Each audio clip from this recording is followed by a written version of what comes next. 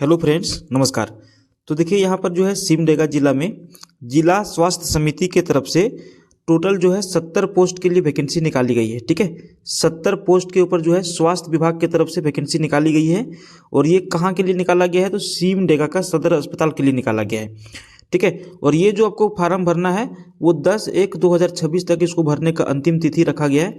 और इसको जो है आपको ऑफलाइन भरना है। तो अभी हम लोग बात करने वाले हैं कि जो 70 पोस्ट निकाले गए हैं इसमें से किस किस तरह के पोस्ट हैं।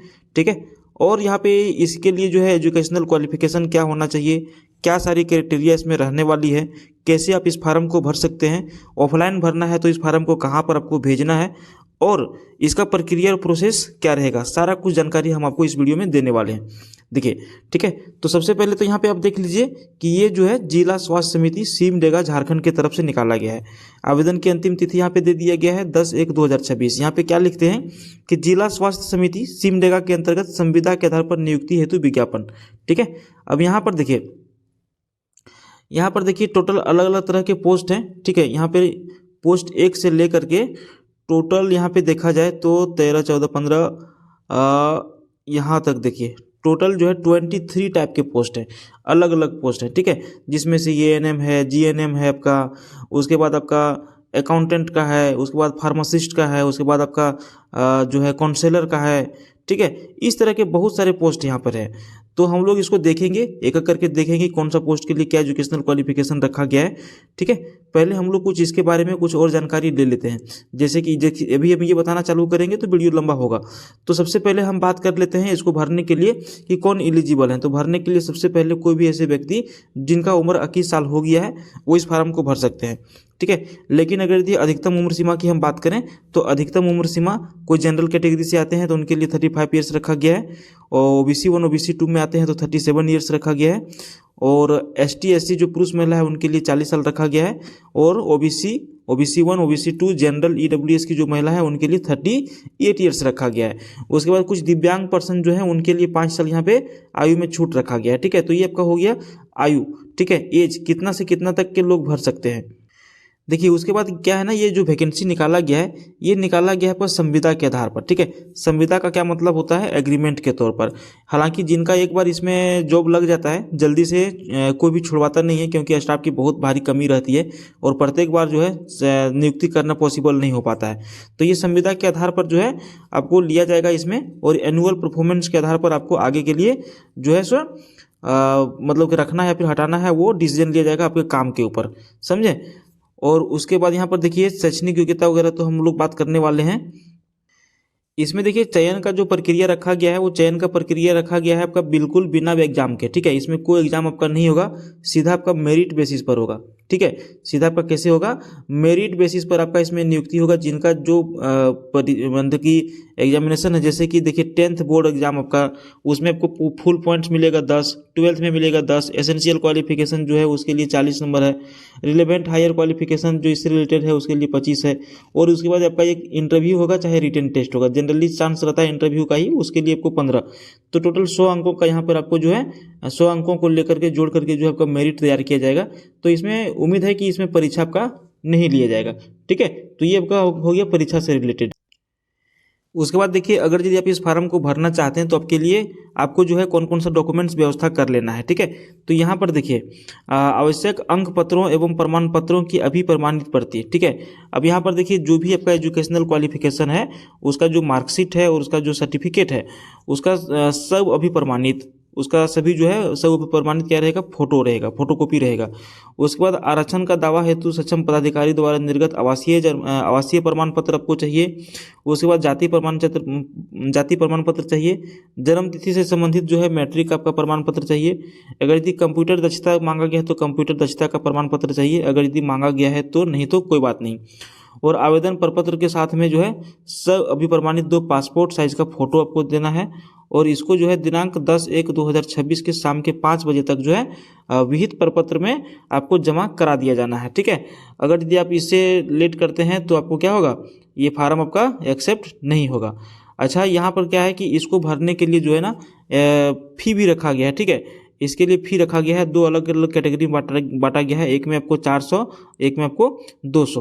तो चलिए हम लोग देख लेते हैं किस में 400 है किस में 200 है। ठीक है, और इसका जो है डिमांड आपको बनाना है, डिमांड ड्राफ्ट, जिसको हम लोग शॉर्ट में क्या कहते हैं, डीडी कहते हैं। ठीक है, डीडी बनेगा आपका बैंक से, और बैंक से बनेगा किस नाम पर बनेगा, तो बनेगा district rural health society Simdega RCH, इसके नाम पर आपका जो है डिमांड ड्राफ्ट बनेगा।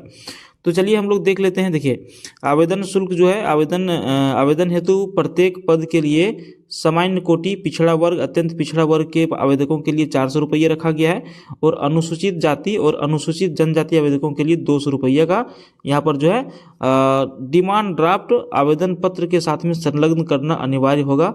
और ड्राफ्ट का भुगतान, ये जो भी हमने नाम बताया, district rural health society Simdega RCH के नाम से भुगतान किया जाएगा। अच्छा, इतना सब कुछ हो जाने के बाद आपको ये जो आप फार्म जो भरेंगे, इसको भेजना किस पते के ऊपर है, तो यहाँ पर आप ध्यान से देखिएगा। ये तो सबसे पहले आपको स्पीड पोस्ट के माध्यम से भेजना है। आप कभी भी इसको जो है जनरल पोस्ट में नहीं डालिएगा, आपको पोस्ट ऑफिस जाना है और वहाँ से जा करके चाहे तो रजिस्ट्री पोस्ट आप करिए, चाहे तो स्पीड पोस्ट करिए। ठीक है, तो आपको यही दो तरीके से जो है आपको इस चिट्ठी को भेजना है। कहाँ पर भेजना है, तो देखिए यहाँ पे पता है, पता यहाँ से लेकर के है चालू। ठीक है, यहाँ से पूरा पता आपको लिखना है। असैनिक शल्य चिकित्सा सह मुख्य चिकित्सा पदाधिकारी सिमडेगा सदर अस्पताल परिसर, पोस्ट प्लस जिला सिमडेगा, पिन कोड संख्या 825323 में भेजा जाएगा। और लिफाफे के ऊपर स्पष्ट रूप से निम्न सूचनाएं को आपको दर्ज करना जरूरी है, जिसमें विज्ञापन संख्या लिख दीजिएगा। अभी हम आपको बताएंगे विज्ञापन संख्या कहाँ पर लिखा हुआ है। पद कोड लिखना है, ये भी आपको हम बताएंगे पद कोड कहाँ पे आपका दिया रहेगा। और पद का नाम लिखना है, ये भी हम आपको बताएंगे कि पद का नाम कहाँ से आपको खोजना है। ठीक है, उसके बाद देखिए ये इसका फार्म का फॉर्मेट है। अभी हम आपको पूरा एजुकेशनल क्वालिफिकेशन वगैरह बताने के बाद इसके बारे में भी आपको बताएंगे। तो चलिए हम आ गए। अभी आपका यहाँ पे जो है एसेंशियल एजुकेशन क्वालिफिकेशन और पोस्ट का नाम के साथ में हम लोग चर्चा करेंगे। ठीक है, चलिए अंत तक बने रहिएगा और बढ़िया से समझिएगा। 23 पोस्ट है टोटल, तो थोड़ा सा समय लगेगा वीडियो में। ठीक है, अब यहाँ पर देखिए स्टाफ नर्स आरसीएच पोस्ट के लिए, ठीक है, स्टाफ नर्स आरसीएच पोस्ट के लिए एक सीट खाली है। ठीक है, एक सीट खाली है, जो एसटी वाले लोग ही इसको भर सकते हैं। सैलरी रखा गया है 16,564 रुपया। इसके लिए क्या क्वालिफिकेशन होना चाहिए, तो आपको देखिए 10+2 इंटरमीडिएट होना चाहिए, और 3 साल का जनरल नर्सिंग, जिसको हम लोग कहते हैं जीएनएम कोर्स, आपके पास इसका सर्टिफिकेट होना चाहिए, और रजिस्टर होना चाहिए अंडर झारखंड नर्सिंग काउंसिल में। तो ये पहला पोस्ट हो गया स्टाफ नर्स आरसीएच का। दूसरा है आपका देखिए लैब टेक्नीशियन आरसीएच के लिए, टोटल वैकेंसी एक है, इसको भी जो है एसटी वाले ही भर सकते हैं सिर्फ। सैलरी रखा गया है 15,208, और यहाँ पे 3 चीज़ें मांगी गई है। क्या क्या है, तो डिप्लोमा इन लैब टेक्नीशियन आपके पास होना चाहिए, और register under Jharkhand state lab technician के अंतर्गत जो है आपको रजिस्टर होना चाहिए, और कंप्यूटर का जो है जनरली नॉलेज होना चाहिए एमएस ऑफिस का और इंटरनेट का, और 1 साल का एक्सपीरियंस होना चाहिए। ठीक है, और उसके बाद देखिए तीसरा में है रेडियोग्राफर एक्सरे और टेक्नीशियन आरसीएच, इसके लिए भी एक सीट है, और इसको भी भर सकते हैं सिर्फ और सिर्फ एसटी। सैलरी रखा गया है 16,000। डिप्लोमा इन एक्सरे या फिर रेडियोग्राफर, ये आपके पास डिप्लोमा होना चाहिए, और झारखंड स्टेट पारा मेडिकल काउंसिल से रजिस्टर होना चाहिए, और यहाँ पर भी कंप्यूटर का नॉलेज होना चाहिए, इंटरनेट का नॉलेज होना चाहिए, विथ 1 ईयर ऑफ एक्सपीरियंस। ठीक है, कंप्यूटर वाला में। उसके बाद देखिए पोस्ट नंबर 4 जो है ब्लॉक डाटा मैनेजर, ये जो है बड़ा पोस्ट है। ठीक है, और इसमें कम से कम जो है 15,000 का सैलरी रखा गया है, और इसको में भी जो है एक सीट है, और इसको भी जो है एसटी वाले ही भर सकते हैं। इसमें जो है कम से कम ग्रेजुएशन आपके पास मांगा गया है। ठीक है, और 2 इयर्स का जो है 2 years of post qualification relevant experience, आपका जो पोस्ट ग्रेजुएशन कंप्लीट होने के बाद जो है 2 साल का इसमें एक्सपीरियंस भी मांगा गया है। एमएस वर्ड वगैरह इंटरनेट वगैरह यूज करने का जो है आपके पास नॉलेज होना चाहिए, और इसमें टाइपिंग स्किल होना चाहिए इंग्लिश और हिंदी में। ठीक है, और उसके बाद देखिए 5वां नंबर जो सीट आपका है काउंसलर का है, ये आरएसएच काउंसलर, 3 सीट इसमें है। सैलरी 15,000 रखा गया है। एजुकेशनल क्वालिफिकेशन मास्टर डिग्री या फिर बैचलर डिग्री होना चाहिए फूड एंड न्यूट्रिशन में, होम साइंस ऑनर्स पास होना चाहिए, 1 साल का एक्सपीरियंस होना चाहिए हेल्थ सेक्टर में। ठीक है, और उसके बाद फ्लुएंटली इन लोकल लैंग्वेज का नॉलेज आपके पास होना चाहिए, बोलने और लिखने का। ठीक है, तो आप इसको भरिएगा काउंसलर में। आयुष फार्मासिस्ट के लिए देखिए 6ठा नंबर सीट में है, 10,000 का वेतन रखा गया है। इसमें जो है आयुर्वेदिक कंपाउंडर, यहाँ पर जो है diploma in Ayurvedic pharmacy from recognised institute से। अब तो यहाँ पर आपको डिप्लोमा होना चाहिए, ठीक है, आयुर्वेदिक फार्मेसी से। और उसके बाद देखिए यूनानी कंपाउंडर का अगर ये फार्म भरना चाहते हैं तो डिप्लोमा इन यूनानी फार्मेसी, और होम्योपैथिक वाला में है तो डिप्लोमा इन होम्योपैथिक। आपको जो भी है ये तीनों में से आप कोई भी भर सकते हैं एक सीट के लिए। सबसे अधिक सीट यहाँ पे आपको हम बता देते हैं। देखिए सबसे अधिक सीटें जो है किसमें है, तो सबसे अधिक सीटें जो है यहाँ पर आपको 24 सीट है। ठीक है, सबसे अधिक यहाँ पे देखिए 23 नंबर की जो सीट है ये NMRCH, इसमें 24 सीट रखे गए हैं। ठीक है, और इसके लिए भी एजुकेशनल क्वालिफिकेशन भी क्या है, बहुत कम रखा गया है।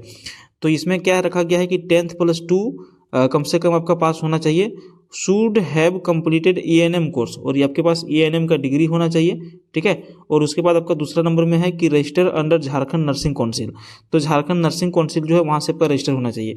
तो सबसे अधिक सीट इसी में है, 24 सीट 70 में से। ठीक है, उसके बाद जो और अधिक सीटें हैं सभी में देखिए 21 नंबर में देखिए यहाँ पे डिस्ट्रिक्ट प्रोग्राम कोऑर्डिनेटर, इसके लिए 1 सीट रखा गया है। 20 नंबर में देखिए यहाँ पर 20 नंबर में क्या है, लैब टेक्नीशियन के लिए भी यहाँ पे 1 नंबर का 1 सीट है यहाँ पर NTEP में। 19 नंबर में देखिए सीनियर ट्रीटमेंट सुपरवाइजर 3 सीट है, ग्रेजुएशन लेवल का होना चाहिए। और उसके बाद 18 नंबर में देखिए वार्ड एल्डरली NMHP, इसके लिए भी 1 सीट रखा गया है। एसेंशियल जो है हायर सेकेंडरी कम से कम होना चाहिए। उसके बाद 17 नंबर में देखिए case register attendant, higher secondary कम से कम पास होना चाहिए और 1 साल का वर्किंग एक्सपीरियंस होना चाहिए हेल्थ सेंटर में। उसके बाद 16 नंबर में देखिए 6 सीट है। ठीक है, रिहेबिलिटेशन वर्कर। और 15 नंबर में देखिए सैनिटरी अटेंडेंट, इसके लिए 2 सीट है। 14 नंबर में हॉस्पिटल अटेंडेंट्स 2 सीट है। 13 नंबर में देखिए स्टाफ नर्स NBSU 1 सीट के लिए यहाँ पर वैकेंसी निकाला गया है। 12 नंबर में देखिए स्टाफ नर्स SNCU 9 सीट इसके लिए रखा गया है। अब यहाँ पे देखिए स्टाफ नर्स, हर जगह स्टाफ नर्स का ज़्यादा वैकेंसी खाली है। ठीक है, तो स्टाफ नर्स में SNCU में जो है टोटल 9 सीट खाली है।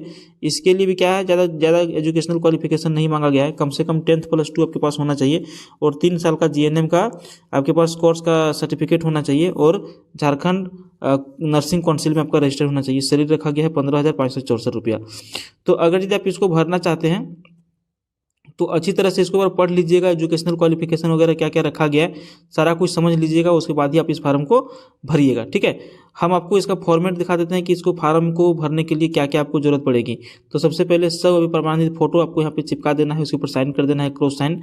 यहाँ पर देखिए पद का नाम, सबसे पहला तो पद का नाम भरना है। तो पद का नाम आप यहाँ कहाँ से खोजेंगे, तो ये देखिए ये जो 1 से लेकर के 23 तक जो है ना, यही सब पद का नाम है। मान के चलिए कोई ऐसे व्यक्ति जो 12 नंबर का सीट वैकेंसी भरना चाहते हैं जिसमें पद का नाम क्या है, स्टाफ नर्स SNCU, तो आपको स्टाफ नर्स SNCU लिख देना है। ठीक है, उसके बाद यहाँ पे दूसरा नंबर में क्या मांगा गया है, पद का नाम है और पद का कोड, जैसे कोड वही जैसे हमने बताया कि 12 नंबर, तो यहाँ पे कोड लिख दीजिएगा 12 नंबर। आवेदक का नाम आपको यहाँ पर लिख देना है बढ़िया साफ साफ अक्षरों में। पिता या फिर पति का नाम, लड़की है अगर अनमैरिड है तो पिता का नाम लिखते होंगे, मैरिड है तो पति का नाम लिखते होंगे। जन्म तिथि आपको अपना भर देना है, फ़ोन नंबर भर देना है, अपना ईमेल आईडी भरना है। देखिए फ़ोन नंबर और ईमेल आईडी आपको वही भरना है जो इन फ्यूचर तक आपके पास रहेगा। ऐसा नहीं कि आज आप इसमें भरे कल आपका फ़ोन बंद हो गया चाहे ईमेल आईडी बंद हो गया, तो ऐसा वाला नहीं दीजिएगा।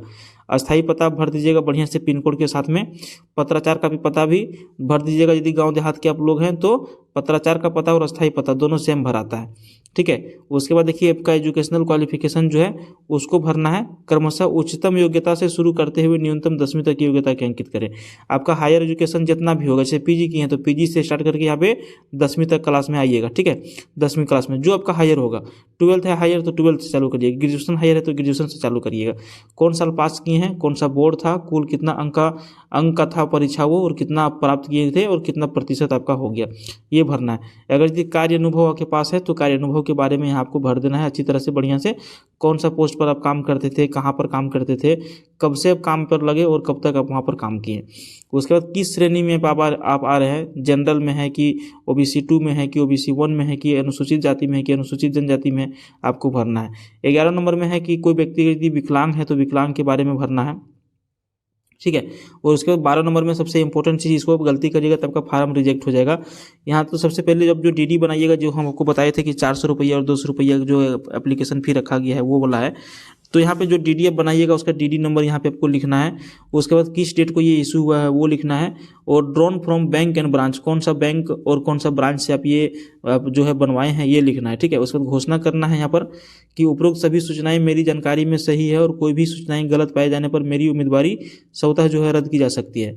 आपको डेट अपना मार देना है और आवेदक का हस्ताक्षर यहाँ पर करके बढ़िया से लिफाफा बंद करके उसको स्पीड पोस्ट या फिर जो है रजिस्ट्री पोस्ट से आगे बढ़ा देना है। ठीक है, तो ये आपका हो गया अगर यदि आप भरना चाहते हैं तो हम आपसे रिक्वेस्ट यही करेंगे कि इसका ऑफिशियल वेबसाइट में जा करके इसको डाउनलोड कर लीजिए और अच्छी तरह से पढ़ लीजिए, उसके बाद आप इस फार्म को भरिएगा। हमारा काम है आपको जानकारी देना, ठीक है, और सटीक जानकारी देना।